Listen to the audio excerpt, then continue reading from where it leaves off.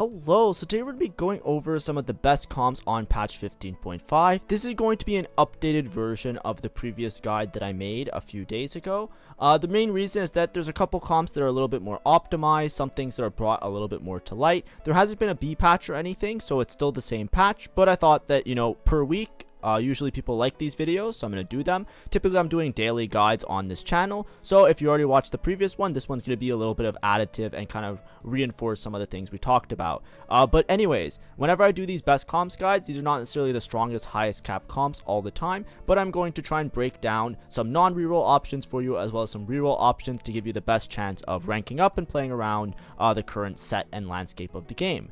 So first one we're going to talk about obviously is going to be Star Guardian. So this is the comp that probably you should angle in most of your games if you have the opportunity to. It's also going to be one that's very contested. But basically what you usually do is play Star Guardian. In the past, you usually just play all the Star Guardians. Now a lot of times you drop Ahri.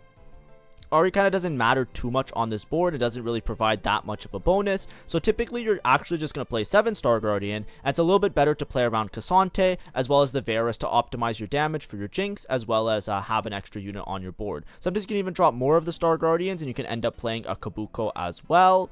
To try and make your front line a little bit better, but obviously this requires many units, so sometimes you'll see maybe a Rel get dropped or some of the other Star Guardians get dropped just to make this board a little bit more cohesive. But something like K'Sante Varus is a really good addition, so sometimes you'll see something like this instead and only 6 Star Guardian, but it does depend how you optimize, how you play around the board, so I'll just put in everybody for now. But I'll just leave it like this. Basically, whenever you play around Jinx, there's 2 different builds you can go. Both of them seem okay. It's hard to discern one from the other, but typically you're either going for you're always starting with like an IE just to optimize her damage really well. Her passive scales well with crit, so IE is going to work well with that. But also you just want her to, when she casts her ult, to just pop and just do a bunch of damage. And a lot of times you'll put a Shojin on her in some cases, or you'll go triple damage item. So if you're going triple damage, Giant Slayer is really strong on the current patch, and then usually you can either go like a Deathblade for base stats, or a Kraken for base stats, or you can go for full crit and go a Giant Slayer. But the last item is very flexible, but typically it's going to be some combination of Giant Slayer because it's really good, it's just a really good item right now in the current game, and IE that makes her ult crit.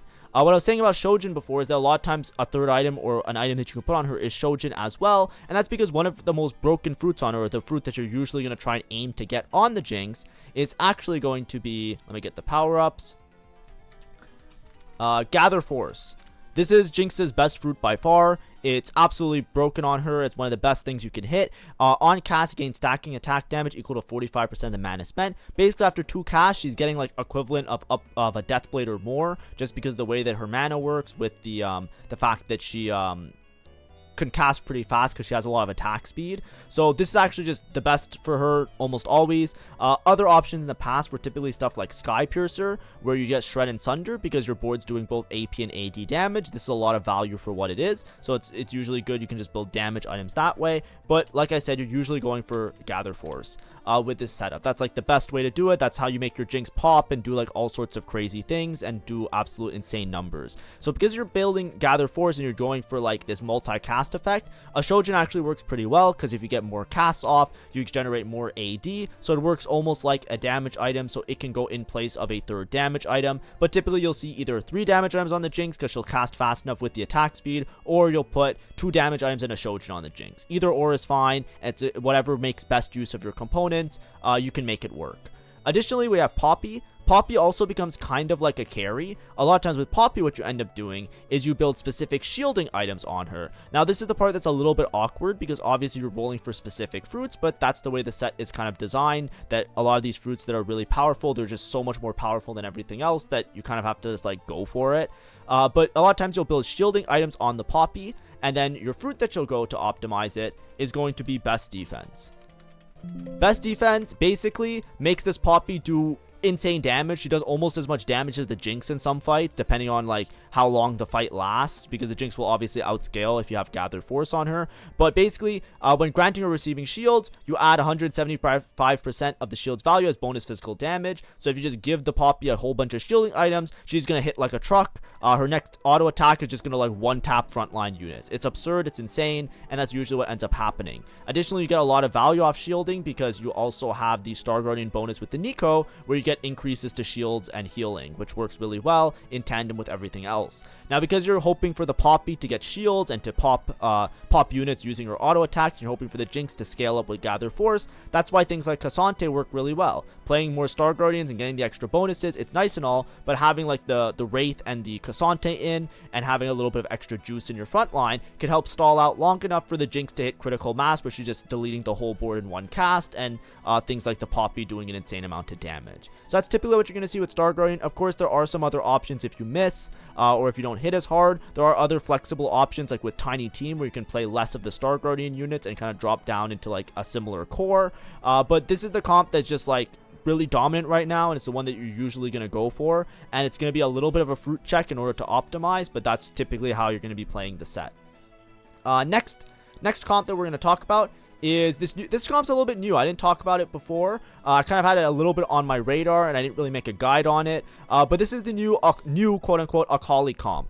So the way this works is basically you're playing Akali with Executioners and Mighty Mech. It fits in really nicely, and then you play Supreme Cells. Most of the time you're playing 3 Supreme Cell. You don't have to play 4 Supreme Cell, but you can. It just takes up a little bit of extra space on the board. But your board will look something like this.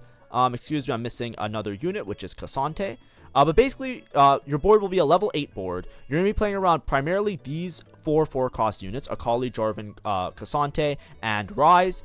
Most of the time, your main damage dealer is going to be Akali, actually. Akali got a little bit of a buff, so she's actually a little bit more stable as a damage dealing unit, which is nice. It's interesting. It's cool. But this comp is basically just cheese.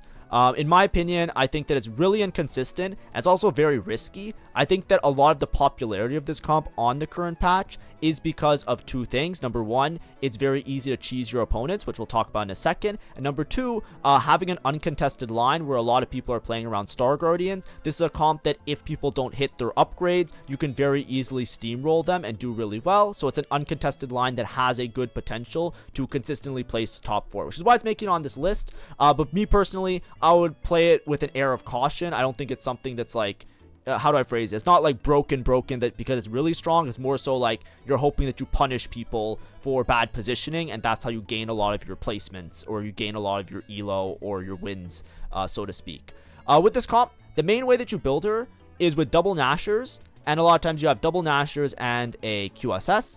This is a comp that these items are a little bit specific. You could interchange some of them, but it's mostly for synergies, right? Nashor's Tooth gives a whole bunch of stats which are pretty good, and it gives that critical strike chance, which helps to stack with Executioner, right? Get those ults to do as much damage as possible. But in conjunction with all the stats, it also generates a lot of mana. Attacks grant 2 bonus mana, increase to 4 if they critically strike. So stacking Nashor's Tooth on this unit actually makes it so that she's going to generate, a lot of mana by doing attacks, while also gaining a lot of stats from both the Nashor's Tooth, right? Ability power, attack speed, critical strike chance. It makes it so she's absolutely hitting like a truck. Pair that with some attack speed as well from QSS, and basically being unable to be stunned, the Akali is just going to jump around everywhere and do a bunch of damage. The way Akali does, she marks the furthest unmarked target within 4 hexes, then she does her cast, and then that cast also hits all the other marked enemies. And she dashes around. Every time she dashes, she de-aggros, and she also has a low mana threshold. So having the ability to generate mana very fast, that's why the double Nashers works really well. You'll make it so that the Akali is just casting,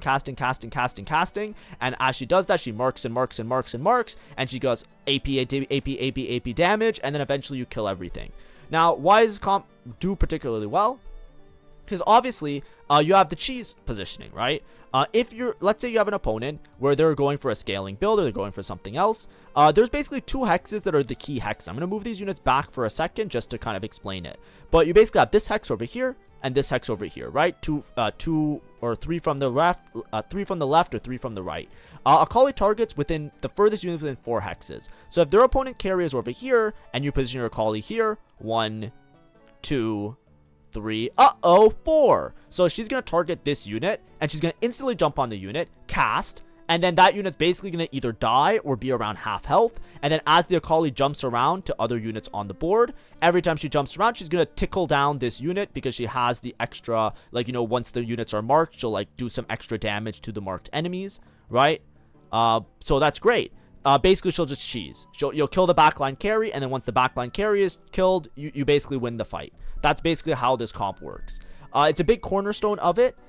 which is why you need to be very vigilant with your positioning. It could be very frustrating if other people are positioning for you. That's what I mean by it's like a big part of this comp is getting the first mark, because obviously if you don't hit the unit first, Akali might never get on this unit, and by the time the Akali gets on the unit, your front line might die, or your Akali even dies, because Akali might be in a spot and then just gets one tapped by a Jinx or one tapped by some other carry. It's not uncommon, so it's a little bit of a risky line, and it really relies on you being uncontested. It's not something that I necessarily think should be played like multiple people in a lobby. It's something that like you're playing this because you have an advantage to play around this comp. You're uncontested and you hit everything and you do well.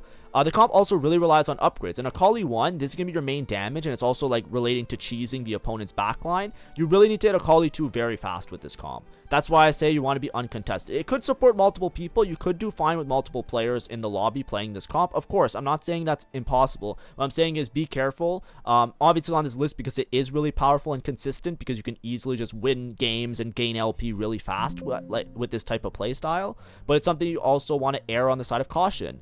Be careful with it. Additionally, the units are pretty contested and expensive, right? In order to have a really stable front line, like the Kennen obviously is not going to do much, Darius isn't going to do much, Aatrox isn't going to do much. You're really relying on Jarvan being upgraded and Cassante also being upgraded in order to stall out long enough for this Akali to have the time to do the damage, especially if you don't hit the enemy carry instantly. That's a really big factor of this comp, so you really want to be on the ball. This is not something you just play and then go to sleep or make a snack. You have to be vigilant, you have to be scouting, you have to like actually be active, and you can't outplay your opponents. This has outplay potential, obviously, so it is very strong in that regard. In terms of additional items, you could itemize the Rise. A lot of times you're going for like a Void Staff somewhere. You can play extra Executioners. You can cap very high if you make it to level 9. You can play an extra Lee Sin. Executioner Lee Sin, obviously with a 2-star upgrade, is going to be amazing for a setup like this. But a lot of times you're going for a setup where your Akali is trying to do as much damage as possible. What type of fruit do you want for this comp? This comp, again, is pretty specific in my opinion. Usually you're going for Crimson Veil on Akali. So Crimson Veil is not something that boosts the damage of Akali, but it's something that greatly increases her survivability. Gain 20% Omnivamp, and then Omnivamp, overhealing from Omnivamp converts to shield. When you're playing around Akali, especially in these setups, you're not building her with like survivability. You're not building her with Omnivamp, so if she gets hit or if she gets tickled down, she's going to die instantly. So you really want Crimson Veil because it's going to give you not only a health shield that she overheals if she's not getting targeted, but then also gives her the Omnivamp that allows her to sustain herself and survive. So usually you're going for that. If you want to go for more damage, if your items aren't perfect on Akali and you have like a little bit of like Omnivamp or something that gives her some survivability, then you can go for some other options. Like obviously like there's like Dark Amulet, which scales as the fight goes on and does pretty good, but this one's obviously a little bit more risky. Usually you're just going for damage items on her and then Crimson Veil, and you just gotta hope that it kind of works out. Like I said, the items are also a little bit specific. I find that you can interchange some of these items, right? Like maybe instead of double Nashers, I've seen people go Nashers and then Shojin if you have like a sword to kill, right? It's not as efficient because you don't get all the nice stats from Nashers, but you still get like a similar casting effect, so it has a similar cadence in those fights. There is some flexibility there, but just be careful is what I would say. Just always be careful. Be careful, be careful, be careful when you're playing like these more niche lines that have the potential to just lose instantly. Next, last comp. I think the patch is very convoluted. I think that there are lots of forecast lines that are quote-unquote playable. Quote-unquote playable. Like they're possible to be played, right? Yuumi from Prodigy spots, I've seen do really well in different lobbies. I've even lost to Yuumi players multiple times. Karma Sorks can do really well. Obviously, if you hit the Gwen and you scale up really well. Soul Fighter can do really well if you have like the spot to cap out. But a lot of these boards, they require very specific conditions for each of them, which I've gone through in prior videos. A lot of times you're playing these from an advantage or playing them from ahead, and they often will lose out to some of the better comps, right? A lot of times, like the main two dominant ones is going to be Star Guardian, and then the other one's going to be this Mighty Mech comp. The Mighty Mech comp, I did make a multiple guides on it, so I actually did a how to play Mighty Mech guide on my channel, which you can check out if you want to see all the variations of it. But the main thing is that 7 Mighty Mech is basically a game-winning comp. It's a Yone check, so you need to hit a Yone. So this is either a comp where you're going to try and fast 9 in order to guarantee or find the Yone very efficiently, or you're hoping that you can hit Yone or pivoting into this comp from seeing a Yone at a low level. And a lot of times you're playing it as a level 8 board. There is the reroll version where you play Drift Duo between Senna Lucian, but a lot of times what you're going for is AP items on your karma. So a lot of times it's like Shojin, it's like casting style items and crit because you're playing around Sork. But also you like to have Void Staff because the mech does a lot of AP damage. And then you're also building towards Yone items. The Yone, you really care about him just surviving, because the longer he survives, he scales as the fight goes on. He gains stacking attack speed and movement speed. So a lot of times it's something like Bloodthirster and Edge of Night plus another item. Really strong item. Once again, Giant Slayer. Of course, you can build some different builds. You can go more into damage on the karma. You can go into more like, you know, full damage, just have no casting. You usually can go blue buff and then go like a guard breaker for the crit build, or you can go a Giant Slayer for more damage amp. But the main thing that always comes through with this board is that the main carry is going to be your mech. When you're 7 Mighty Mech, this mech does everything. It does a shit ton of damage. The third cast is like insane. It hits all like the whole board like backline. The sword is massive on this guy. And additionally, he also tanks a lot because it's like it has really good frontline tank abilities. Additionally, it stuns. It's just the carry. So when you're playing this comp, the main thing you should always be thinking of is my carry is the mech. The main problem with this comp is that if you don't hit 7 Mighty Mech, or if you don't hit the Yone, the comp is basically unplayable. You're going straight 8th. You're not going to win a single round. Maybe you can. Of course, there are some conditions where, like, you know, if you have emblems and you can feed the emblems into this guy, you're fine. But it's just going to be a shit show. A lot of times, the main thing that you go for in terms of power-ups is actually, what's it called? It's a Mech Pilot, I believe. Yes, there we go. So with Mech Pilot, basically you pilot the mech, it grants a bunch of stats, and if you have 2 Mech Pilot, it benefits from the pilot's traits. So when you're playing this line, you usually try and dig for Mech Pilot on Lucian. Once you have 1 Mech Pilot, the other fruit will always give you Mech Pilot, and then you put on the Senna. That allows your mech to benefit from Executioner and Sorcerer. So now the mech has ults that crit, and the mech is going to get a bunch of AP. So typically you're going to do that, and then if you have extra items, you're going to slam stats that the mech would want to use. So you can stack like, you know, HP, right? Like belt items, you can stack rod items just to give this mech as much juice as possible. Of course, there's also, like I said, options of if you don't want to play around Yone, you can play this as a reroll line and instead go for Drift Duo. Right, if you get Drift Duo on one of the units, or if you have a worth the weight Lucian or something, you can go for Lucian 3, Senna 3, and then you'll hit the same power spike of 7 Mighty Mech, except you'll be even stronger because 3 stars will power up the Mighty Mech a little bit more. So Drift Duo is a great option. And then in the worst case, if you don't hit any of those fruits, you can just bail out and try and fruit your Karma and your Yone, right? Stuff like Mage is particular. I'm trying to find Mage. It's hard to search Mage because obviously damage has the word Mage in it. So if I control F it, it never shows up. So I'm just trying to find it. Mage, this is what Karma's best fruit typically. She just casts twice and they do less damage, but she has a really good cast, so it works out really nicely. You can go for something like this on Karma if you want to bail out and not necessarily search for the Drift Duo. Not search for the mech pilots on these 2 units. But typically you go, it's higher odds on Lucian, so you usually start Lucian and then look for Senna for the thing, and that's usually how you play it. But you could go for fruits on these 2 units and try and make it work. But like I said, usually I don't like to put these comps in my top 3 or top like best comps guide, but just these comps are just so specific that the specificity of playing these comps is pretty much the same conditions as playing this comp. So if this comp is the one that wins out, that's why it's getting the kudos on this list. It's just the way the patch is working out as people are optimizing the boards, as the Star Guardian players are making sure that they have the right fruits and correct items, as Akali players are kind of running rampant and making sure that you have to position really well and you can lose fights randomly to positioning. This is like the win out comp. It's just a Yone check, which it is what it is, but that's just how the patch kind of plays out in my opinion. So if I'm giving you a guide on how to do this, I would aim for this one if you have like a lot of econ. And if you have like, you know, really good spots for these other comps, then you can go for them as well. You can still top 4. You can even win games with these ones. It's possible. It's not that unbalanced, but it's just like, you know, I think that the conditions for success here is as common as the condition for success here, in my opinion. But anyways, those are the non-reroll comps. Now we're going to take a little step aside and we're going to talk about some reroll comps that I think are particularly good on the current patch in case you want to angle towards a reroll line.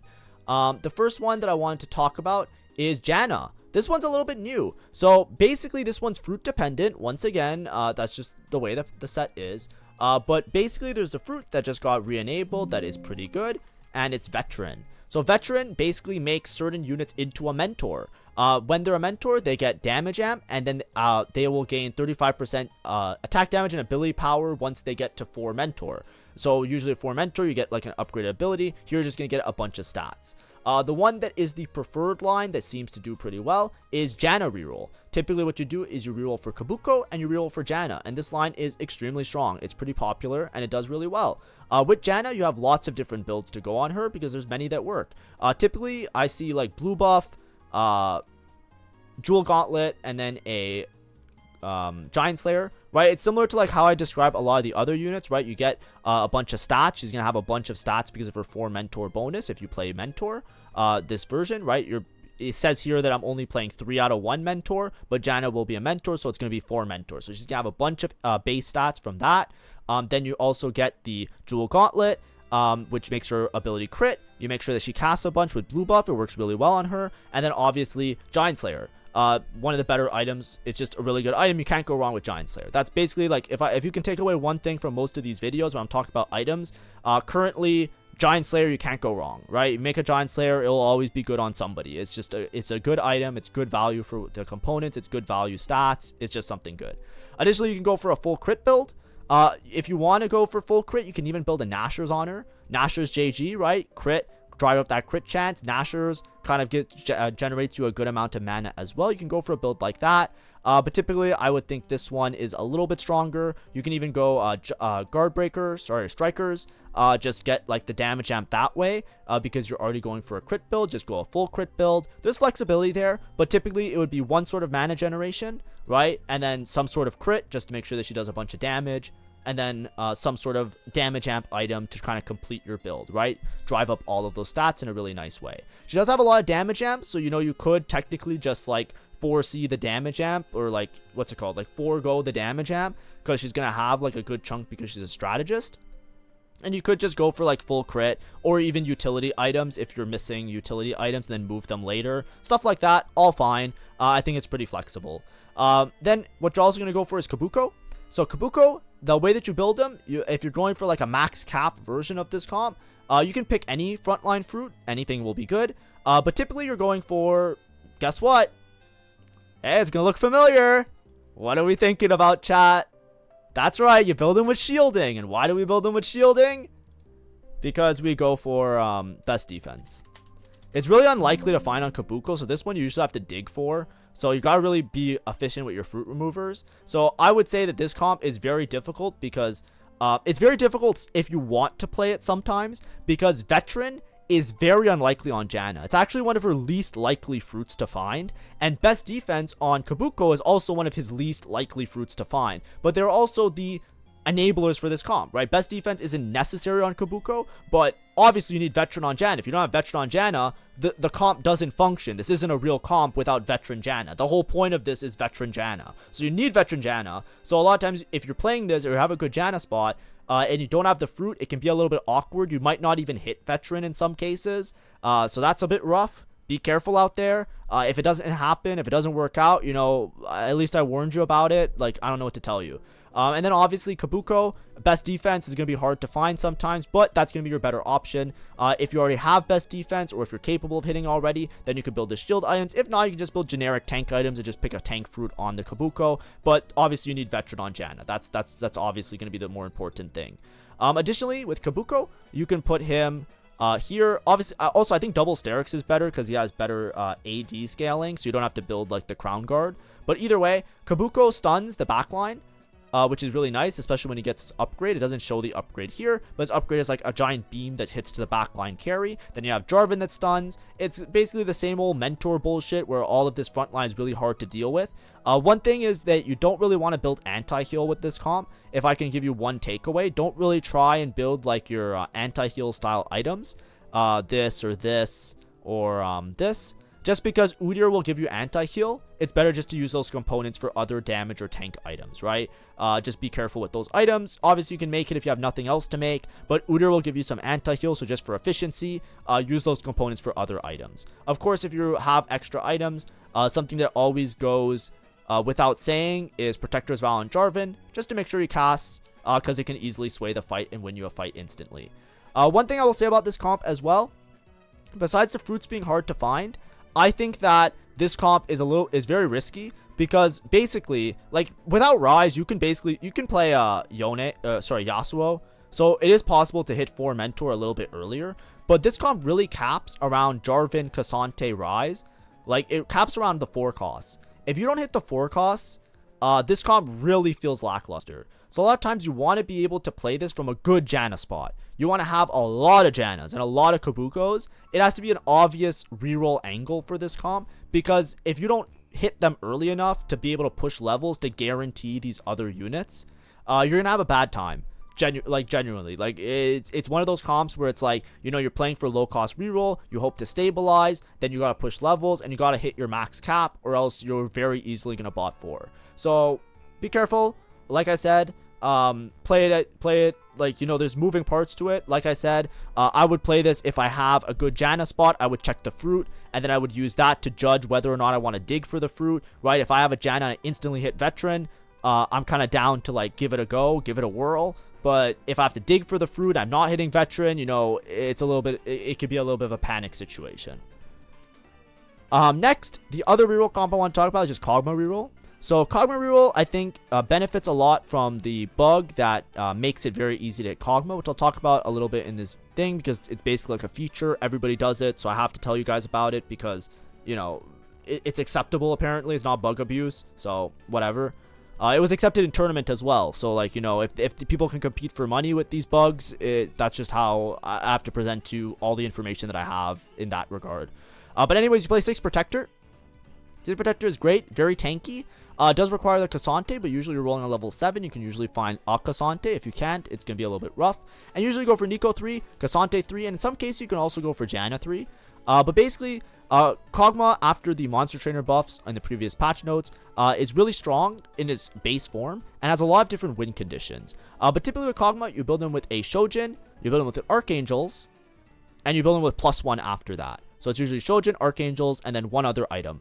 With Kog'Maw, his auto attacks do extra AP damage. So the Archangel scaling works really well with him, and often he gains enough attack speed with his passive and active that you basically, like Shojin, should just get him to chain cast.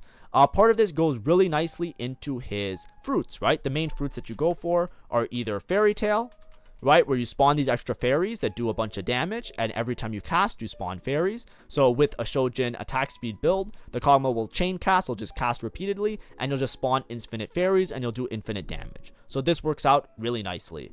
The other one that you usually go for, this one's a little bit more rare to find, is Caretaker. So on cast, lowest percent ally gains a shield. This works really well with Protectors, because Protectors all gain durability while they're shielded, right? If we go to the Protector, where am I? Right over here, if we go to the Protector Synergy, they all gain durability while shielded. So it's very efficient, it works really nicely with the board, and it scales with AP, right? Caretaker, if you look here, it has AP scaling, so it works really well with the Kog'Maw. You kind of stall out to a point where you're, like, infinitely shielding, the units can't die, and then you can win out very easily.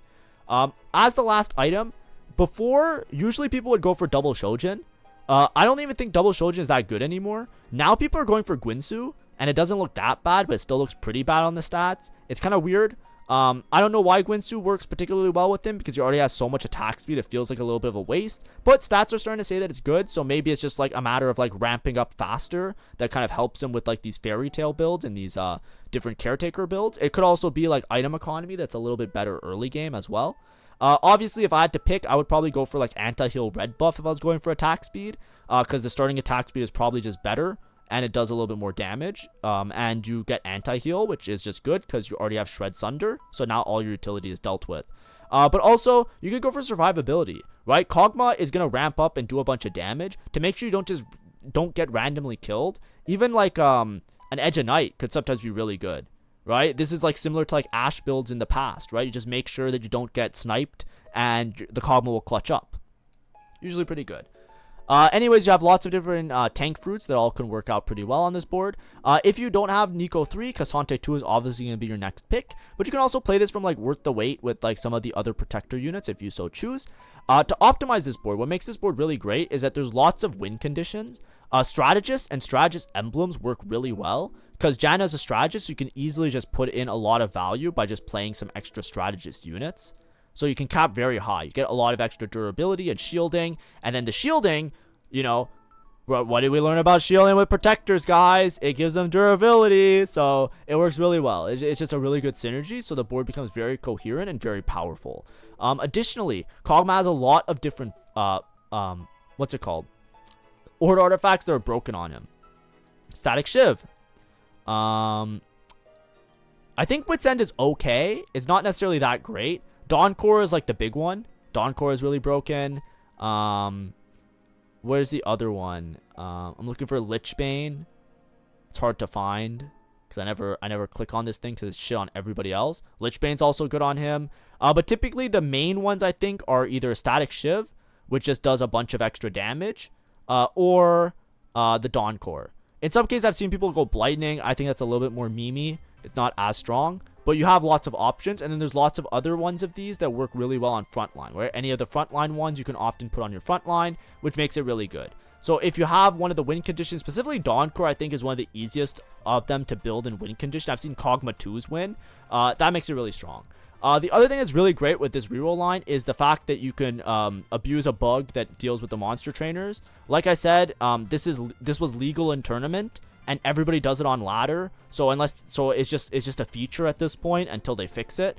So the way that it works is that when you have a Kog'Maw, what you can do is like when you buy a unit, it's supposed to take from the monster pool that had the most EXP. It didn't work last patch. It still doesn't work. Obviously, they don't have EXP anymore. So what happens is when you switch your monster, it takes from that monster's pool. So usually when you're rolling for a 3-star unit of a unit, like if you're rolling for 3-star Kog'Maw, you have to find 9 copies of Kog'Maw. That makes it progressively harder because as you buy copies of Kog'Maw, you're less likely to see future copies of Kog'Maw, right? If you buy 1, now there's only 17 left. You buy 2, now there's less, right? If you're looking for that last Kog'Maw, it's going to be hard to find. So what you typically do is you will buy 3 copies of Kog'Maw. Then you will switch to Rammus, and then you will roll your shop and buy 3 copies of Rammus. Now instead of looking for 9 copies of Kog'Maw, you're looking for 3 copies of Kog'Maw. Then you're looking for 3 copies of Rammus, which is very easy to find. That's like, you know, finding a 2-star upgrade of any unit. That usually happens within a couple rolls. It's not unlikely. It's very easy to find a 2-star upgrade of a unit. That's kind of how the game is balanced, to find easy 2-star upgrades. And then you go for a 2-star copy of Smolder, and then you switch back to Kog'Maw, and then, you have a Kog'Maw 3, because you found 3 of each of them from each of their respective pools. That's why if you ever play against a Kog'Maw player, there are multiple times where people contest Kog'Maw, and they both hit Kog'Maw 3. There's times where there's 3-way Kog'Maw contests, and they all hit. Because there's so many units you can go around, you just buy the different monsters, and you can easily hit. It's really frustrating. I think it's really dumb, but it is what it is. And then additionally, they also hit a lot earlier. A lot of this comp strength is that you hit earlier. I believe that if they fix the bug with the Kog'Maw, which they obviously have to do, it's just not good for the game. If they fix this, in later patches, this comp will feel a lot worse because you will hit a lot less, like you will hit a lot slower. You won't hit as fast. So that's just something to keep in mind. You really want to make sure, like, a lot of the strength of this comp is the fact that you're basically starting early stage 4 with a Kog'Maw 3 and you just steamroll everybody, right? If you don't have that power level and you're hitting Kog'Maw like late stage 5, the comp's gonna suck. So just keep that in mind. Be careful out there. In terms of other rerolls, I think they're all way too specific, in my opinion, to be a reasonable out. Unless your lobby is predominantly reroll, I think that there's lots of ways you can easily just lose a game going down a reroll line. So it's a little bit awkward. I don't really necessarily recommend any of them like openly, but of course, like Luden's on Ahri is extremely broken. You roll for Ahri 3-star, sometimes Swain 3-star, and you usually play her with Star Guardian. You could play her with Sorks, but that's like a whole separate debaticle, which I'll talk about later. Additionally, Ziggs, like crew, really strong if you have a good crew spot. It's just really expensive and very risky. Kale, I would have recommended on this video, but I think that there's a bug with over 9,000. I cannot confirm or deny it. It's something that I'm seeing in a lot of lobbies, that the stats don't look the same as they did in previous patches, which is making it really hard to play around Kale in my opinion. So I don't know, we'll see in the future if it is bugged or if it's just me like hallucinating things. I don't know. And then additionally, Yasuo, usually you can play Yasuo with Bastions. I think it's really dependent on hitting like a particular enabler, like a Bastion emblem or cooking pot or something like that. I've played this line. It's very risky and it's very hard, especially if you don't roll a good fruit on Yasuo that allows him to de-aggro. Like, I think if you hit Trickster on Yasuo, it's extremely broken. But if you don't hit Trickster, I feel like the comp is just like, you could barely scrape by. Like, you're probably going 5th at best. It's a little bit awkward, is what I would say. Caitlyn, obviously, you can scam fights. Caitlyn, Jace 3-star could work, but it's just like a little bit awkward because some lines are just a lot better. Obviously, the hero augments, if you hit any of the hero augments, they're also good. These are all honorable mentions. All of these comps can win. That's why they're on this slide. Every single one of the things I put here, you can easily get a first and you can farm LP. It's just for the sake of this video, I don't feel comfortable with like saying, hey guys, you know, if you're new to TFT, this is how you gain easy LP and play these. It's like, I think that you're just going to troll your game.